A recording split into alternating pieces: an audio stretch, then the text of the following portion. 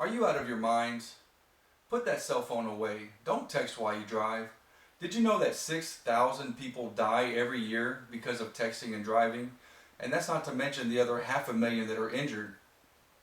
The biggest problem with texting and driving is that it slows your reaction time. You're actually 3 times slower than a drunk driver when it comes to stopping.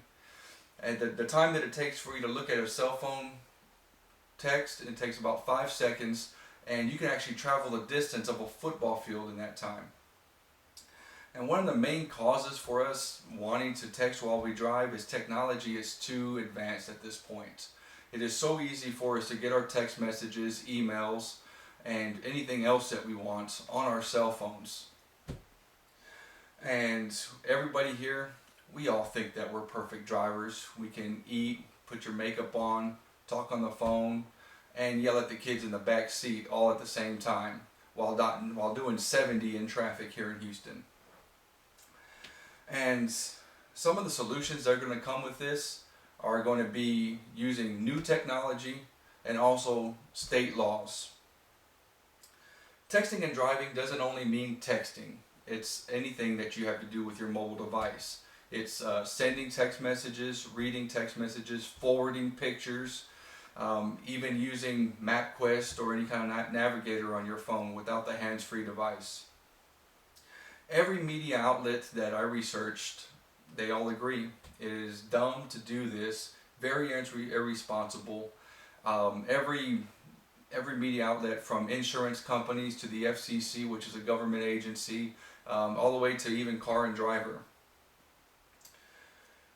What I propose as some of the main causes for this is, like I said before, technology, but the main cause is going to be the people that you watch every day, your parents. Young drivers watch their parents every day do the same things that they're not supposed to be doing. So they're leading by example. How are you going to tell your kids not to text and drive when you're doing it yourself? So technology is always at our fingertips, and we need to learn to pull over, do what we need to do, and get back on the road. Some of the solutions that I would suggest, first one is going to be leadership. You have to lead by example. The next thing would be state laws. Right now, the only laws that are in effect here in this area is going to be for school zones, and that's about a mile and a half stretch in front of a school, which is great, and the cops love it because they can tag you every time. You're looking at your lap and they think and you're looking at your phone. And it does take your eyes off the road. It's a very, very bad habit. And my suggestion would be using technology.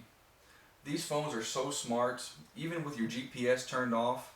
I remember one time I called 911 and my GPS was turned off, and this was several years ago, so I'm sure they've gotten more advanced since then.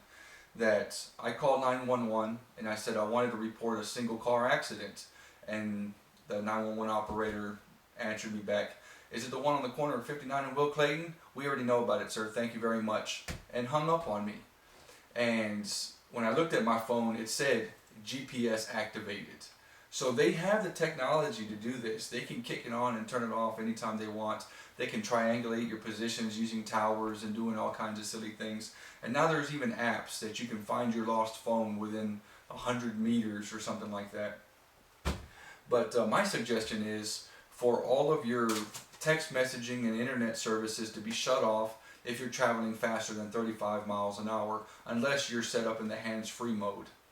Now, I don't know how that's going to work if you're a passenger in a vehicle, but as soon as I come up with that idea, then I'll be sure to patent it. In the meantime, there should be some type of parental regulations or some type of age limit or something to happen to where you're not irresponsible enough to make those kind of things. They have parental things set up on your TVs, and how come they can't do that for your cell phones? So, like I said, as soon as I come up with that, I'm going to patent it. You heard it here first. The laws, they really need to step it up. Like I was saying, they've only done it for for the 1 mile span or so in front of a school zone, which is great because it helps keep our kids safe. But what about when they're in their neighborhoods and they're getting off their school buses, or when their parents are taking them home or taking them to the ball practice afterwards, and you're on the highway? That's not going to save them then.